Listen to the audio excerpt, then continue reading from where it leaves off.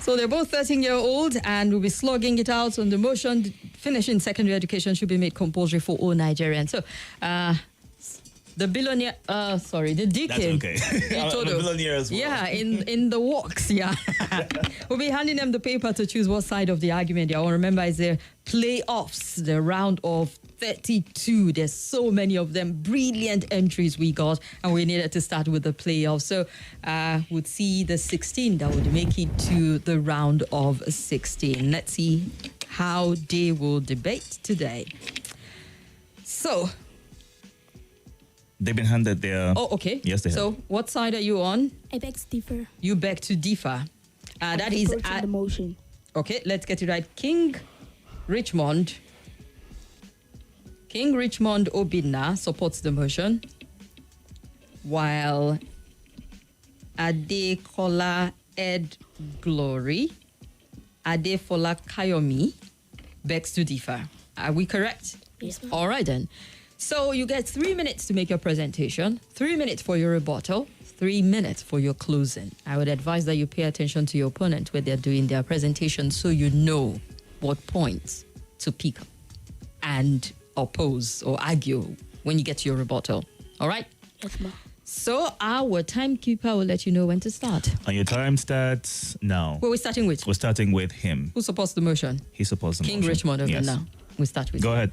Imagine a nation where the 10.5 million out-of-school children have the opportunity to learn and build a nation filled with possibilities. Such a nation where beautiful young minds are educated, irrespective of their social status, creed, or faith. Such a nation will be stronger, more innovative, and better prepared for the challenges of modern world. Good day, Mr. Chairman, accurate timekeeper, my co-debater, distinguished audience, and ladies and gentlemen. I, by name is Compulsory Obinna from El Baraka Intellectual Academy in Madam Niger State. Firstly, it reduces unemployment, it reduces poverty, and ensures growth.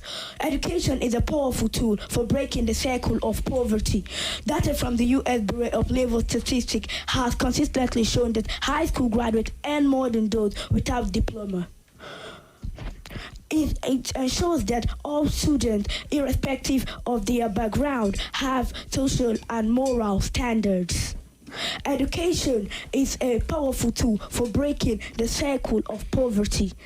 And take, for example, a country like Brazil, which has implemented the Bolsa Familia program, which helps in cash transfer to poor families on the condition that they send their children to school and health clinic. This has helped in lifting over 7 million Brazilians out of poverty from 2003 to 2015. Furthermore, it reduces crime and ensures social stability. Lack of education often leads to increase in crime rates. Where youngsters with no life-changing opportunities turn into criminals.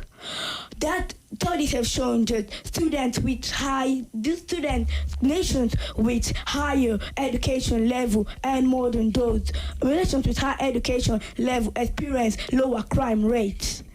A case study is Finland, a Scandinavian country, which has about 96.10% of secondary school enrollment. This led to her having one of the lowest incarceration rate and fewest criminal offenses globally. In addition, it bridges the gap between rich and the poor. Education is an equalizer. Making education compulsory for all students, irrespective of their socio-economic background, ensure the fact that they have the opportunity to succeed. Lastly, it ensures that every Nigerian are well educated, and it ensures that it stops child labor and early marriages. Thanks. Thank you very much.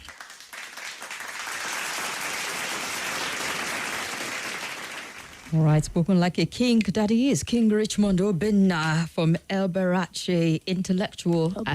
El Baraka. I would need to write it down properly. Thanks for the correction. I appreciate that, El Baraka. All right, we'll now move on to Adekola Ed Glory Adefola Kayomi from Government Science Secondary School, Piakasa Maitama. Over to you. Your time starts now. Education is important, but should it be forced on everyone? In Nigeria's failing economic situation, infrastructural instability, and many other crises, forcing compulsory education seems ideal, but is it practical? Instead of forcing education on everyone, we should inculcate traditional and technical vocational skills into our curriculum. With this, I would like to bid good day to the timekeeper, panel of judges, accurate timekeeper moderators, and co-debater. I'm by name ADEKOLA, Glory of Government Science Secondary School, Maritime Abuja. I am here to oppose the motion that says finishing secondary school should be made compulsory for all Nigerians. My first point is based on the fact that that compulsory secondary school would be affected by the acute teacher shortages. Nigeria is short by over 250,000 teachers. Nigeria is short by over 250,000 teachers. With compulsory education, it will be adding burden to the already overburdened Nigerian system, resulting in a recipe for failure, resulting in a broken economic situation. Also, it can result to misallocation of resources.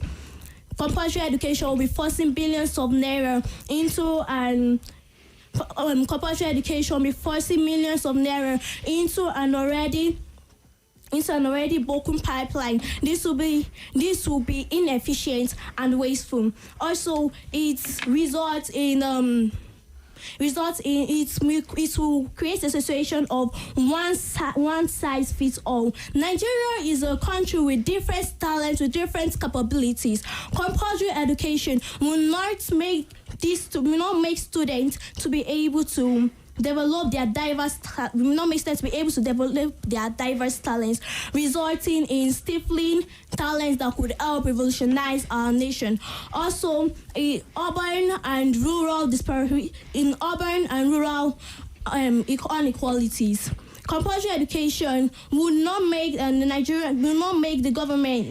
education equally accessible to all citizens, as urban and rural areas have different infrastructure, have different resources available to them. Also, it will result in Thank you. All right, thank you very much there. ADEKOLA Ed Glory Adefola Kayomi has given her presentation there, and they are done with their opening presentation. We'll now move on to the rebuttal. King Richmond Obinna, are you ready? Yes, ma'am. All right. Time starts now. My opponent actually said education is important, but should it be forced on everyone? Education is not forced on everyone. It is compulsory because Nigerian government has already implemented the compulsory government school that is affordable for families. And she also said it adds burden to the broken economic situation. It doesn't add burden to the broken economic situation. Without education, students will not learn how to there will not be job opportunities. Like in our community, if there's no job opportunities, nothing like you will be hard for us to get like graduates that produces jobs like the Nigeria Info are being ruled by graduates. Thirdly, it can result to mislocation of resources. What my opponent said is not right. This is making education compulsory will not lead to mislocation of resources. It will bring added resources with the educated from the educated student. Compulsory education will will help students advertise their talent. Compulsory education, yes, my opponent actually helped me in saying compulsory education will help students advertise their talent. Because when you have a talent, compulsory education, like the debate we are here today, it's compulsory education that make us to be here today. Thanks. All right.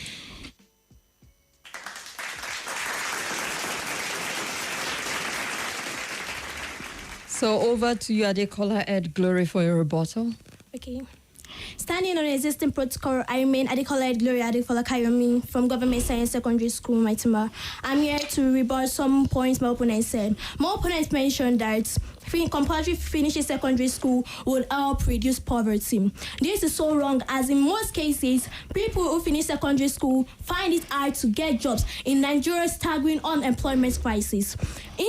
Instead, we see people who don't actually finish secondary school become entrepreneurs, like the tailors who are out there making the money, the carpenters who make the furniture that we all use. Most of them are not educated, and yet they make the money. Also, it says it serves as an equalizer, but no, that is so wrong. As those in rural areas do not get the same opportunity to education in those in urban areas, and so those in urban areas tend to get opportunities,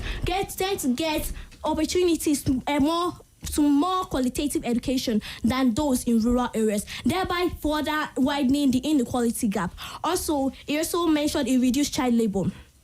This is wrong, as most parents depend on their children to bring money into their family. They depend on their children to bring resources to help cater for the family. This education would not help reduce child labor, as these parents will not actually accept that education would let their children start bringing resources into the family. Thank you.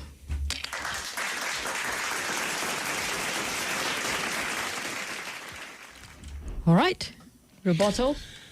All right, your rebuttal, you have 3 minutes each, so you would... You're done with it. Yes, you're... So we're getting to the closing. The closing, actually, I was meant to say closing. All right. Okay. So, King Richard, you've got 3 minutes for your closing. King Richmond Obinna is 13-year-old from El Baraka. El Baraka. I feel like the next time I do this, he will deduct mark from me. El Baraka Intellectual Academy. You've got 3 minutes. Give us your closing. Richmond Obinna, I thank the audience for their listening ears to my presentation. My opponent actually said in her rebuttal that without that it reduces child labor, but it's children that bring resources for their family. What she said is not actually true, because it's education that helps students to get the money they used to bring, to get the money they bring to their family. Without education, the economy, it was education that made us know about entrepreneurship and other things. In the words of the great Nelson Mandela, education is the powerful tool you can use to change the world.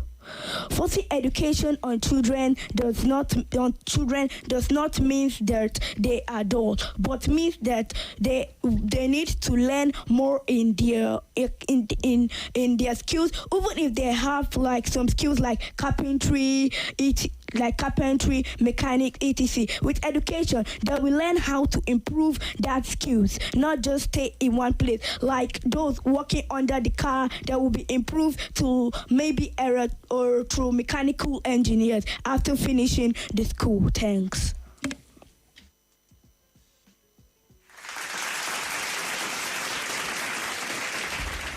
All right, and for the closing, Adekola Ed Gloria, are you ready? Your time starts now. Okay.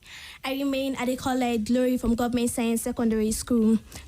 Well, I would like to say good day to the timekeeper, my moderator, and ladies and gentlemen listening out there. All you guys prepare to witness the shattering of a long-believed motion. Compulsory education has been believed, according to my opponent, he says that it's going to reduce poverty. He has mentioned a lot of points that many would actually like to believe. But then I would like to point out some things that make it so wrong. Nigeria, you can't compare Nigeria's so wrong infrastructural problems to that of Brazil. You can't compare the problems Nigeria's educational system face to other things that all countries outside have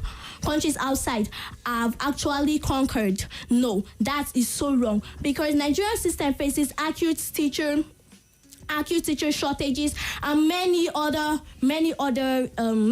problems. So I would like to say that compulsory secondary education will not solve any of the problems of Nigeria.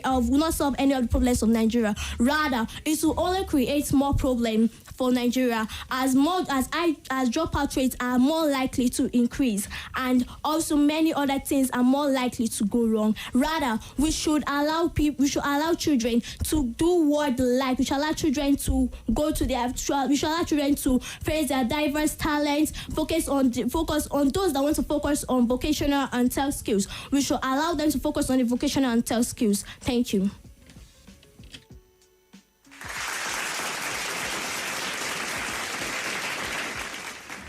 All right, we have heard that. We've got 4 minutes to hear from our diction judge before we run for a quick break. They're actually done. They've done all their presentation, rebuttal, and their closing. And King Richmond Obinna, 13-year-old from El Baraka. Finally. Intellectual Academy, and 13-year-old ADEKOLA Ed Glory Adefola Kayomi, 13-year-old from Government Science Secondary School, Piakasa, Maitama. Both 13 have debated the motion and would let the judge give us her thoughts as we wait for the final results. Yes. Please go That ahead. was quite heated. Thank you very much for your submissions. I think he's the first meal that we are having, and I would say you really blew me away. I'm still blown away. I'm still looking at you, and I'm like, you were 13, and you have this poise and panache in your speech. I love how well, I'm talking to King Richmond now. King Richmond, you did so well with your diction. In fact, I had to even write down some lines because I loved the way you said those words. You said, powerful tool for breaking the circle of poverty. And I'm like, what? That is very good, Richmond. You did so well there. And then you have a good grasp of your AL endings, physical, mechanical. That is well appreciated. And I don't know if you realize that Richmond has this interdental lisp, like his tongue. It's difficult to pronounce the S words for him. Yeah. Now, it's not something that he can work on automatically. I think he was born that way because of the position of his lips. But he doesn't allow that to hold him down. There's this clarity that still comes with his pronunciation, and it's shining through the words that he's speaking. You don't even let that to be a barrier. So I would say well done to that, except for just 2 words that I was able to write down, which is opponent and entrepreneur. Entrepreneur. Okay, so that's the right word. And that word is opponent, okay, as against opponent. Apart from that, I was just listening. The way you said crime rate, and I'm like, I said, this is good. I like it. So well done. Then for Ed Glory, you did well. You have this fluency in your voice, but it's going to be appreciated if you can move from a place of fluency to eloquence, right? Because everybody talks, but it's not just everyone that can speak. Speaking is purposeful. I think you want to activate the diction in your voice, and I think it's making you change your voice a little. Just be natural with your voice, but just try to use your stress well. He used his stress well. He tried to stress most of his words. So just be natural with your voice. When I speak Igbo or Hausa, it is the same voice that you would hear. That would help you to transition more. And I realize you also have the age factor, which is, having issues with pronouncing your H words like ows, elp. So you just try to breathe it down when you're pronouncing those words, because some people are losing their jobs because of that. All So right. you can just try to work on that right now. Your age factor, someone might not tell you, but I'm telling you, go read about it, and it will help you in your journey to eloquence. And then your words like instead. So the word is instead, not instead. The stress is on the second syllable, right? Instead. And the other word is focus. Focus. Then also try to All right. We need to pronounce the TH run. words We need to well. run for a break. Do you have the score before we go for the break? So the score is for Ed Gloria. You have 1.5. Oh, okay. Go on, and no break. Go ahead. You have 1.5 for your diction, and I wish I could give you 3. Truly, if not for the 2 words that I wrote down here, you have a 2.5 mark. That is for King Richmond. All right. Thank you So very 2.5 for King 2.5 Richmond, for King Richmond, and and 1 for one for for Ed Ed Glory. Gloria. All right, Yes, then. Ed Glory. So we'll wait for the final results then.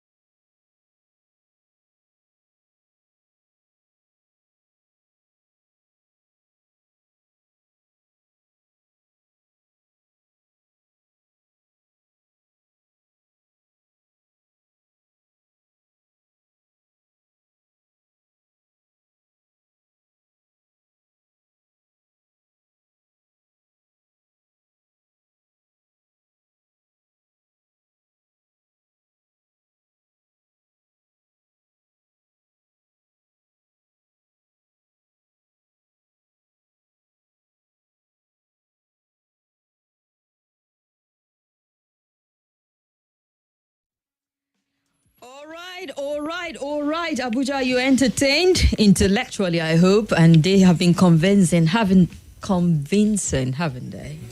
Very convincing with the points, as giving. And it's important that they learn to not try to meet up with the time, because then you're speaking too fast. You can hardly hear the words being pronounced correctly, Yeah. but impressive so far from both of them. Yeah. I don't know how the judges do it, because sometimes they move so fast. I'm not talking about the set of debaters, but it's like, are they getting all the point at all? Generally, Like, yeah. man. But it's all good. It's being very animated, very fiery from when we started to this very point. And we have our returning officer here. He's bringing us message from Chief Judge Majid Dahiru, Irene Bangwell, and Fidel Castro. You want to approach? Any prayers? A returning officer is the billionaire himself. When they send a billionaire on errand, it's huge. All right, so you've been judged on your presentation, your rebuttal, your closing, your style, your diction, and that makes up for the total you'll be getting today. There you go. All right, so from our Chief Judge, Dr. Majid Dahiru, I will start off with King Richmond Obinna, who supported the motion, I think. Finishing secondary education should be made compulsory for all Nigerians. Your aggregate presentation score, 7. Your aggregate rebuttal score, 4. Aggregate closing score, 5.5. Your aggregate style, 15. Your diction, 2.5. Aggregate total is 34.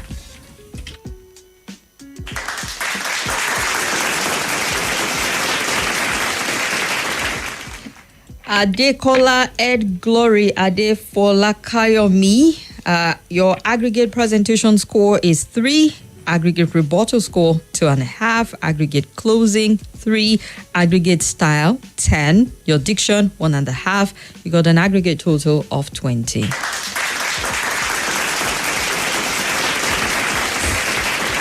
So it means that King Richmond Obinna, all the way from El Baraka.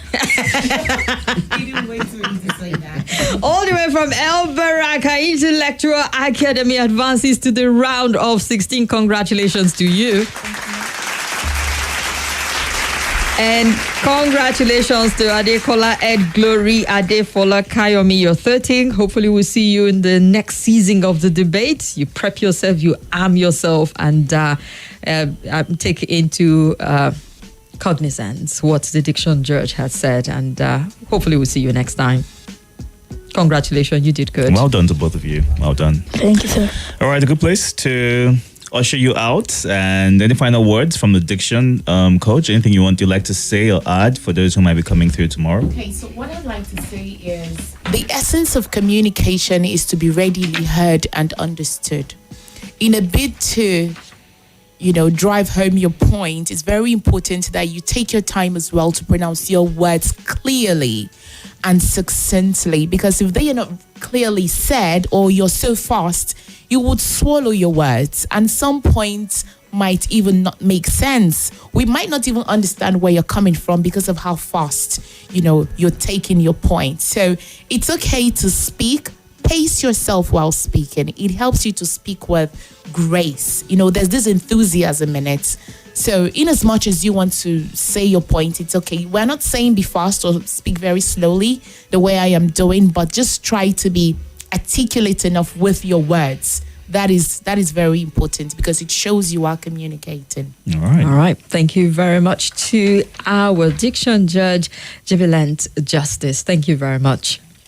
All right, this is where we wrap it for today. Day 1 has been intense, and 3 of our contestants are definitely heading to the round of 16. We have 3 sets who'll be slugging it out tomorrow, and we'll get to see how they perform. So, on behalf of the team here, I beg to differ, Nigeria Info team, our judges, Majid Dahiru, a researcher, columnist, and tech team leader of Luxterra Leadership Foundation, Irene Bangwell, co-founder of NOSC 100 Naira a Day School here in Kuje. Kuje is there, but it is here in the federal capital.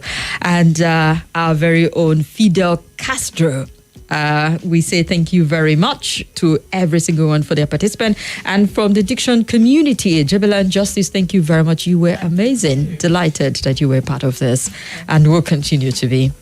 All right, I guess you missed out on the show for today. Go onto our YouTube and Facebook pages at Nigeria Info Abuja to catch up and learn a thing or two from the debaters who were really impressive on our first day. Indeed, indeed. Once a big thank you to our sponsors, Hamza Lawal, the founder and CEO of Connected Development, and also the founder of Follow the Money, for putting his money where his mouth is. Thank you very much for that. We appreciate you, and we'll see you tomorrow, same time, 3 p.m. for another very interesting debate session. Stay with us.